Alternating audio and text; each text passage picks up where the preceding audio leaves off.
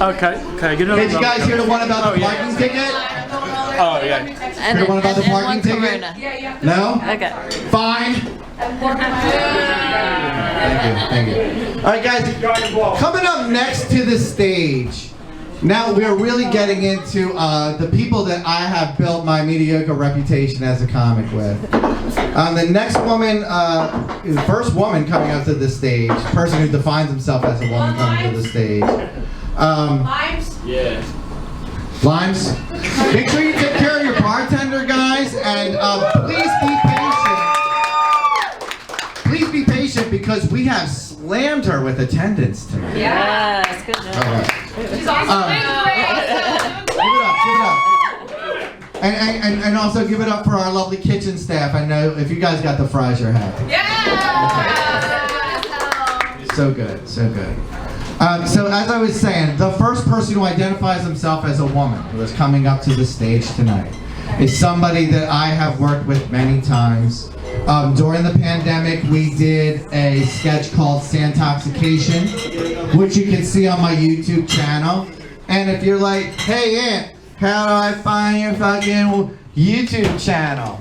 Well, there's a QR code on the bar here. Just scan this. And not only does it have my YouTube channel, it's got my Facebook, my Instagram, my telephone number, my Snapchat. If you have to get a handle to get on it, I am on it. All right, now, in addition to being in the Santoxication commercial, which you can see on Pascetty YouTube, this woman has performed at every bar, restaurant, senior citizen home, any place that has said, fuck it, let's do comedy tonight. She has performed there, but she's also done in New York City, Greenwich Village Comedy Club, and the Broadway Comedy Club with me, and what's that one in Connecticut? Treehouse Comedy. Treehouse Comedy. New York. Producers Club in New York City. She is a real comic, although she does work nursing homes. Ladies and gentlemen, LaVergne!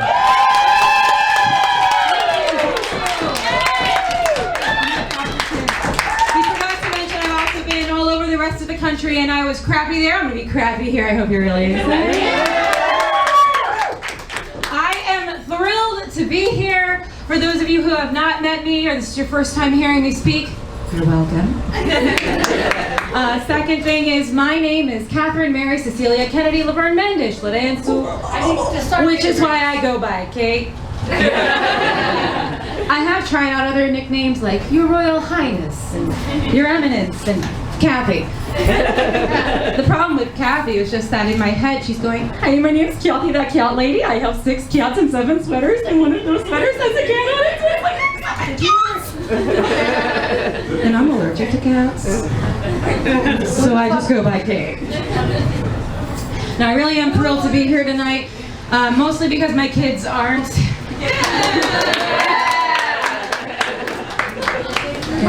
And actually what I'm going to do is I want to give you guys a glimpse into what the creative process is like if you're a comedian who has kids. I think right now I'm actually related to most of you. Let me hear it if you're related to me. Yeah, so all these laughs, they actually get paid for. But I need someone who's not related to me. Let me hear it if you're not related to me. Yeah! Almost tied. Good job, guys. I'm not related to you, so you can come up here, please.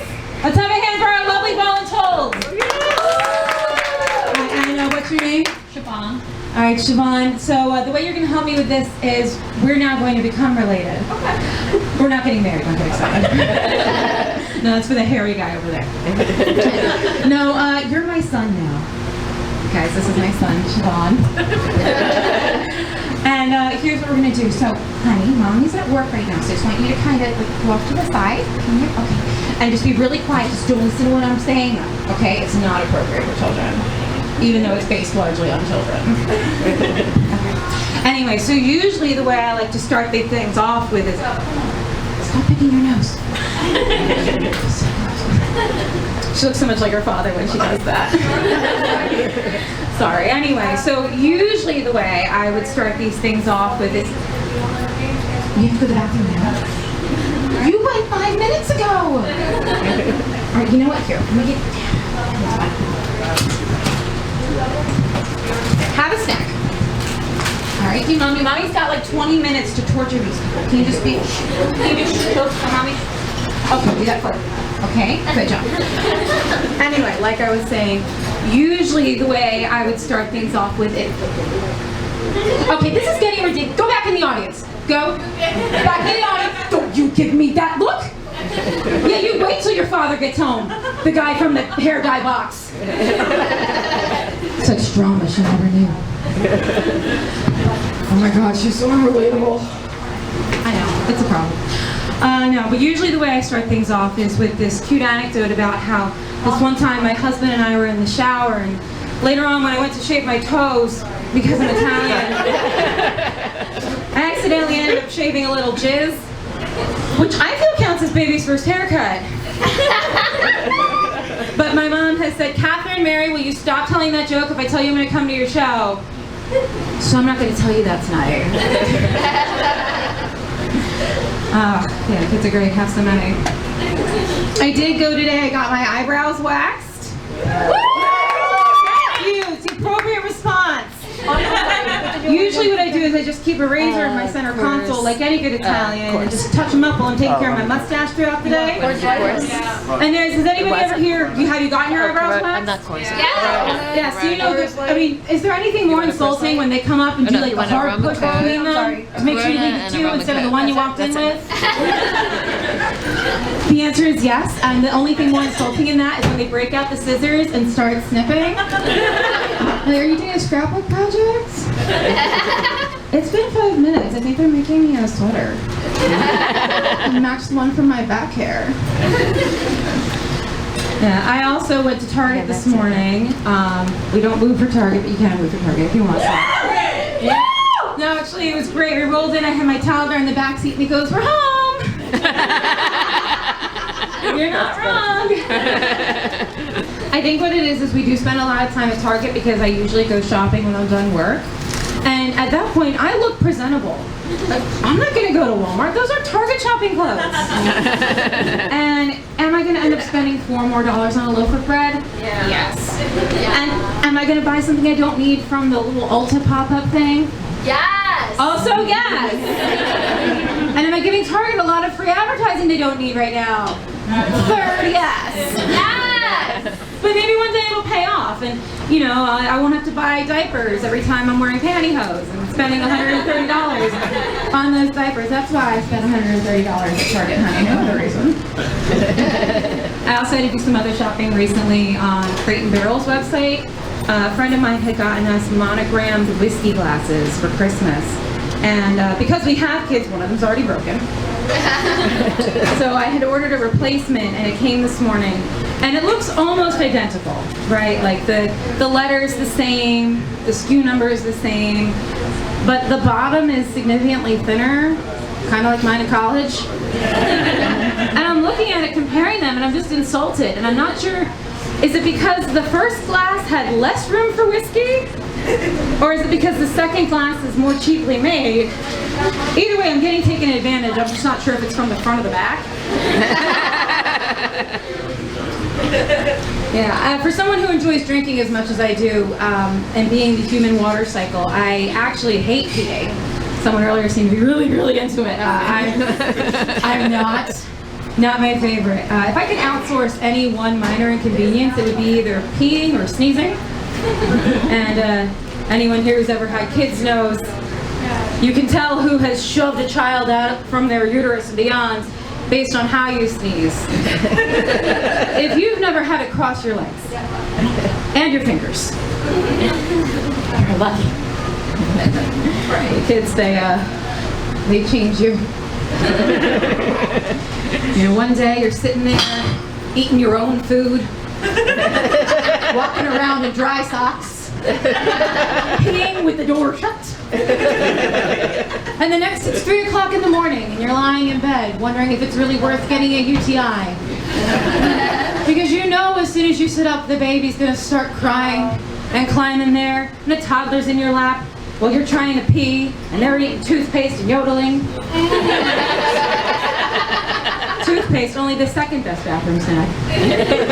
The first being urinal cakes. So I've been told. Not personal experience. Yeah, it seems like once you turn 30, the world starts to change though. Like now it seems since I hit 30, food sort of lost its taste, and flowers lost their scent. Everyone started wearing masks. And let me tell you more about my changing body. Now, there are some good things about being in your 30s, though. For one thing, my boobs have never been longer. Yeah. I finally got a good therapist, which is great. And my 2-year-old made friends with a new mole on my leg and talks to it. So, don't think this pandemic affected his ability to socialize at all. There are some people I have noticed seem to have forgotten the social mores we used to have in place, like not talking in the bathroom. I know, for someone who also hates bathroom humor, this has been like a lot of peeing, but once you break the seal. But I was at work the other day. I'm in our bathroom. We have a big, floor of people, and this woman's in there, and I don't know her. If I did, this conversation would not have happened.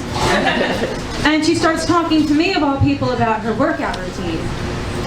And like, ma'am, did you miss 30 seconds ago when we were both pantsless? Like, I thought we were just trying to see who could pee quietest. I was winning. And all, like, working out. Do I look like I work out to you? Like, if you're gonna make me have small talk while not breathing through my nose, at least pick a topic we can both relate to. Like, listen, my entire personality may sound like it's made up of children, but it's also, made up of mild to moderate asthma and alcoholism. Mostly because of the children. And because Orange Monsters and champagne is phenomenal, I call it a Monster Mosa. You'll thank me later. A lot later. Yeah. It's like Four Loko, but worse. Yeah. Yeah, working out. Yeah. These lungs were made for walking, and that's literally just what they'll do. Now, I also shoved 2 kids out of me with heads the size of bowling balls. After 9 months each of eating ice cream with potato chips and wondering why I have heartburn. And don't worry, dear, the weight's gonna come right up. Oh, is it that? Really? And just a quick question. When? Like, is this gonna be before or after I started decomposing because I tried to use a treadmill for the first time in 9 years? Yeah, at this point, I have accepted that I am just a human lift-the-flap book, But instead of Elmo pointing and saying, he's going, for fish! Let's just be thankful it's not a scratch and sniff. You should see my husband's face right now. Unless you're my mother, then don't look at my husband. No, actually, really the only surprise inside down there is a C-section scar and a tattoo. And it's been long enough that I'm not sure what it even looks like anymore. The tattoo, that is. Actually, let me hear it. If you don't have a tattoo, let me hear you make some noise. Losers. Now, if you do have a tattoo, if you're one of the cool kids, let me hear you. Woo! Amanda! I know your name. What's your tattoo, and are you revealing this to your father for the first time? No, he knows. I have 4 tattoos. Do you want me to name them all? Whatever your heart desires. Okay, my most recent one, it's on my calf, and it's a dancing skeleton. He's so handsome. He's so handsome? Yeah. He has handsome skeletal features? Yes. Does he look like Jack Skellington? No. A little bit. Then you're wrong. Like, no! Oh my god. You can't compare them. You can't put 2 kings against each other. You can't put 2 kings against it. That is how every war works, Amanda. Oh my god. I feel very, Amanda Pascal, wonderful person, hardly educated on the art of war. If only there was a book written with that same title that maybe one could read. No, but we could have matching tattoos. I could have that. Could be a butterfly. Could say Japanese barbecue grill finger. Yeah, it could be any of those. It's not, but it could be. But yeah, again, kids are great. Have so many. They stretch all that out too. Yeah, I actually, it really could be a fruit snack that got stuck from my purse. To be my own snack pack. Yeah, speaking of snacks, my mom started keeping loose hard candies in the bottom of her purse when she found out I was pregnant. The lint makes your teeth feel good when you eat them. I don't know why I did that voice. She's from New Jersey. She just sounds like me. She's literally lives 20 minutes from here. I think it helped though that my husband and I, we were married when we told her and my dad. So all those years of lying about premarital sex finally paid off. Yeah, I've never seen a woman so thrilled to get confirmation that her daughter got laid. That's what kids are, right? They're receipts for a good time and a broken condom. Worst 25 cents ever spent. Or best, if they become a doctor. I'll let you know how it goes. This is the reason we have two of them. Yeah, they give you so much and then they take so much away. But no, lucky for me, my husband likes his women like he likes his coffee. You know, blonde, sweet, and Irish. It's been rough, guys. Anyway, sometimes you know how you have a train station going, and then that train derails, and you can't remember what you're going to say, and then you stand in Duff, McDuff staring at Amanda Pascal, knowing that she doesn't know the art of war or what you're supposed to say next. Sometimes that time is now. Think of your tattoos. I love it. Now, I literally lost my train of thought. I'm You're so doing sorry. so great. I'm having so much fun. I'm glad you're having fun. You specifically. This is all for you, Amanda Pascal, the great pacifist. We have two kids. My husband and I already mentioned them. Our little Disney princes. You know, our oldest one, he's 8 years old, and he's our Prince Charming, right? He's sweet, he's kind, he has severe ADHD.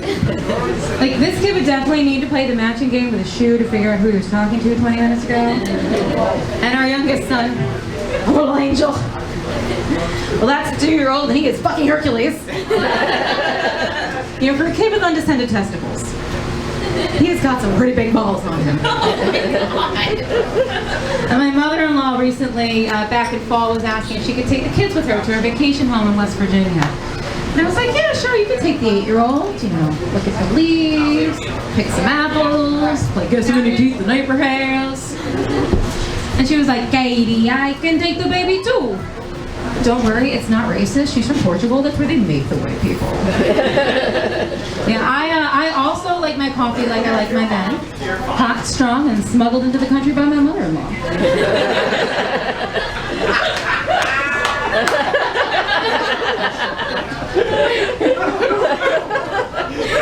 Crack me up.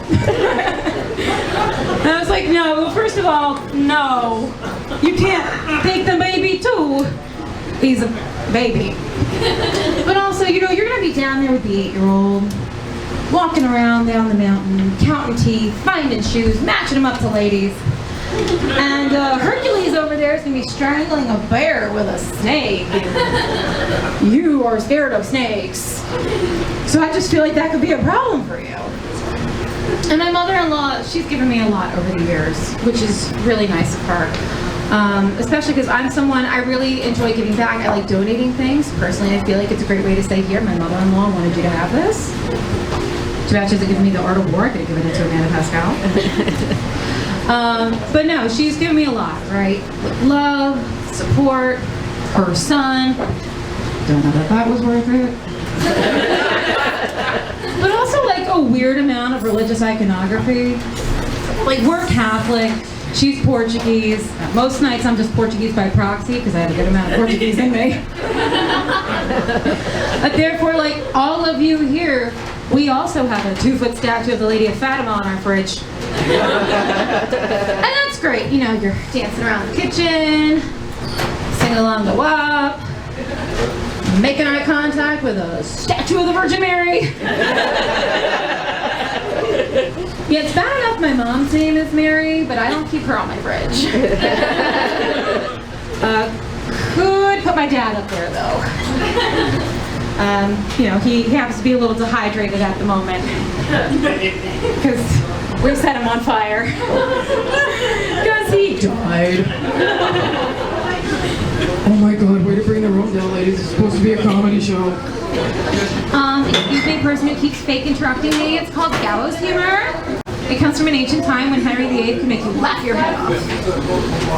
I'm sorry, was that too soon for the Anne Boleyn fans in the room? They're always trying to stick their necks out for her. But then they end up getting cut off.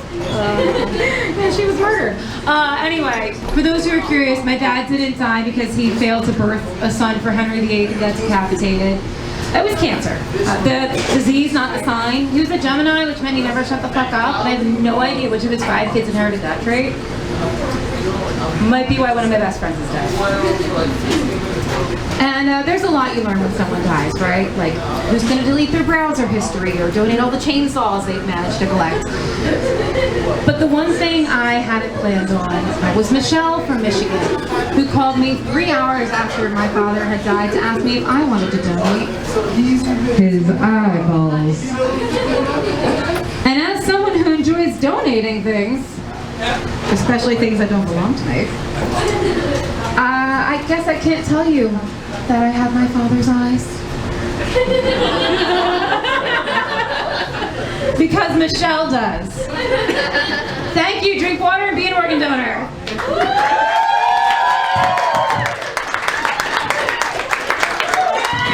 Give it up for LaVergne. At this time, guys, we're going to take a little break in the show.